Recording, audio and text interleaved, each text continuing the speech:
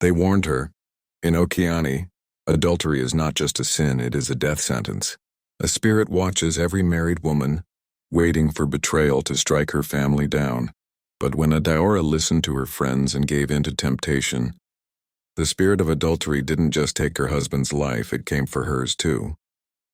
Before we dig deep into this shocking story, kindly hit the like button, subscribe, and turn on your notification bell so you never miss real stories that reveal the darkest truths and biggest betrayals. In the hidden village of Ifeanyi, marriage was more than love. It was law. The elders warned every bride at the marriage rites. Adultery here is not just forbidden, it is death. The spirit watches, and when vows are broken, it kills. Most women trembled at the warning. Others dismissed it as old superstition. But Adaora, beautiful, soft-spoken, and admired, never thought the curse would one day find her. At 27, Adaora was married to Chike, a strong, intelligent man who once showered her with affection. In the first year of their marriage, he bought her fine wrappers, built a bigger hut, and sang her praises at festivals. She loved her husband, Chike, and believed she would never break her vows. At her side stood her 3 little ones, Amarachi, their gentle 8-year-old daughter with curious eyes, and the twins, Ifeanyi and Somto, only 5, full of mischief. Adaora told herself that she would remain faithful to them. At first, Chike was a good man, muscular, hard-working, with a sharp gaze that made Adaora feel secure. But over time, his affection grew cold. He came home smelling of palm wine, ignoring Adora's tears, and showed no interest in their children. Adaora became lonely. Every night she tucked Amarachi, Ifeanyi, and Somto into bed, whispering prayers that their father would love them more, but her own heart was starving. But as the years passed, Chike kept growing cold. His tongue became sharp, his hand sometimes violent, while bitterness ruled his mornings. Adaora felt abandoned, not just physically alone, but emotionally too. And that loneliness created a dangerous hunger. Adora's closest companions were Ngozi and Amaka, childhood friends who had walked with her through every season of life. They met daily at the stream, sharing laughter, secrets, and complaints about their husbands. While Adaora still carried herself with dignity, her friends noticed her sadness. One afternoon, as they washed clothes by the riverbank, Adaora whispered, "Obina has been looking at me. And not just looking. He speaks softly, kindly.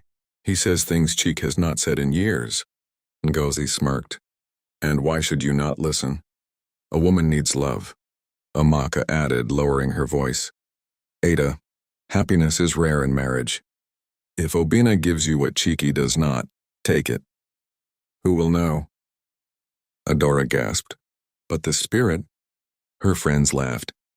Ngozi waved her hand. "Those are tales to keep women chained. Do you know how many women in this village secretly stray?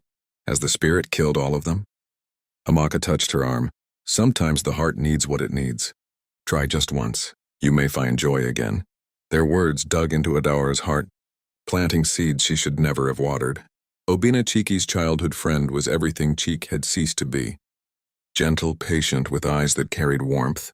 When he smiled at Adaora, she felt seen. When he spoke, her loneliness softened. One stormy night, rain lashed the village. Adaora was alone. Her children were asleep under a thin raffia mat. Suddenly there was a knock. It was Obina, tall and handsome, his beard dripping with rain. Their eyes met, and in that charged silence she betrayed her vows. The spirit of adultery stirred. Adaora's hands trembled as she offered him food. Their eyes locked. The air thickened. Her friends' voices echoed in her mind, "Give it a try." That night, Adaora broke the vow every woman in Ifeanyi feared to break. At dawn, Obina slipped away, but Adaora could not shake the feeling of being watched. Amarachi asked softly, "Mama, why did Uncle Obina leave before sunrise?" Adaora froze. She brushed her daughter's hair and whispered, "He only came to check on us." But deep inside, guilt festered. As she cleaned the hut, she heard it, an eerie whisper, deep and unearthly. "He is mine now." Adaora froze, her heart pounding. She rushed outside, but the compound was empty. Only the rustling leaves moved in the wind. When night came, she felt a heavy presence in her bed. Something unseen pressed against her chest, making it hard to breathe. She wept silently, praying it was just guilt haunting her. But the curse had already been awakened. Chike returned home the next day. He complained of a strange heaviness in his chest. That night, as Adaora tried to sleep beside him, he suddenly convulsed. His hands clawed at his throat, his eyes bulged in terror. Something is here, he gasped. His gaze shifted above Adaora's head, as if a shadow stood behind her. She held him, screaming for help, but his body stiffened, his mouth spilling blood. With his final breath, he pointed a trembling finger at her and whispered, "Adaora, you brought it." Then his body went still. The children wailed beside their mother as their father's body grew cold. The next morning, the village gathered at her compound. Women wailed, men shook their heads, but their eyes all burned with suspicion. Whispers spread quickly. Chike's death is unnatural. She has angered the spirit. Perhaps she betrayed him. Adaora sat in shame, her wrapper torn, clutching Amarachi, Ifeanyi, and Somto to her chest. But no one comforted her. When Adaora sought her friends for comfort, Ngozi and Amaka avoided her. They no longer laughed. They are no longer encouraged. They turned their backs, afraid of being linked to her curse. But worse news came. Obinna had vanished. His hut was abandoned. Some said they saw him running into the forest at night, chased by unseen hands. Others swore the spirit had dragged him into darkness. Nights became unbearable for Adaora. The children woke up screaming, pointing at the walls. Deep claw marks appeared across the mud, etched by invisible hands. One night Amarachi cried, "Mama, Papa is standing by the window." Adaora turned, and there was Chike's ghostly figure, hollow-eyed, smiling in the dark.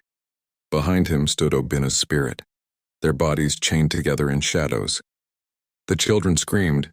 Her roof creaked under invisible weight. Her name was whispered in Chike's voice. Sometimes she saw Obinna's shadow standing at her doorway, though no one was there. Other times she woke to find footprints circling her bed, prints with too many toes, wet with something dark. One night she awoke to Ngozi and Amaka screaming outside her hut.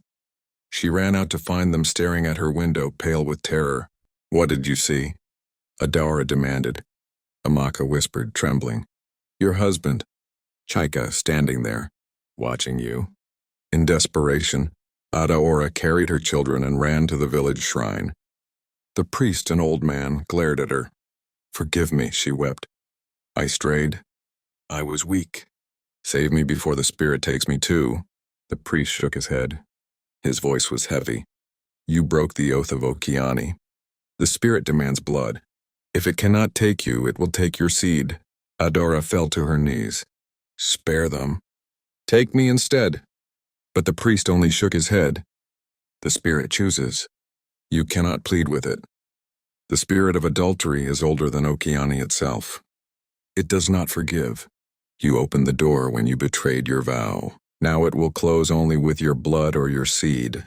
Adaora screamed, tearing her clothes, but the priest turned away. "You must prepare yourself.